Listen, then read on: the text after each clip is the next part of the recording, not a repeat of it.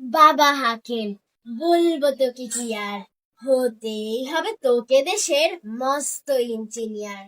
মা তাই শুনে কন, খোকা তুই আমার কথা রাখ, ডাক্তারিতে হয় যেন তোর দেশ জোড়া নাম ডাক। জেঠু বলেন, কি হবি তুই? আমি সেটা জানি, তুই হবি এক নোবেল জয়ী বিখ্যাত বিজ্ঞানী। একই সঙ্গে সবাই বলে অন্য কিছু নয়, এবার তোকে হতেই হবে স্কুলে ফার্স্ট বয়। আমার ইচ্ছে ঘুড়ি ওড়াই, লাট্টু ঘোরাই, আর ক্রিকেট খেলি, সাঁতরে করি মস্ত দিঘি পার। কিন্তু সেসব করতে গেলেই সবাই আসেন তেরে, সবাই বলে মন্দে পড়ায় এক্ষুনি সব ছেড়ে। কি আর বলবো, এখন আমার অবস্থাটাই এই, লেখাপড়ায় দিন কেটে যায়, কিচ্ছু খেলা নেই।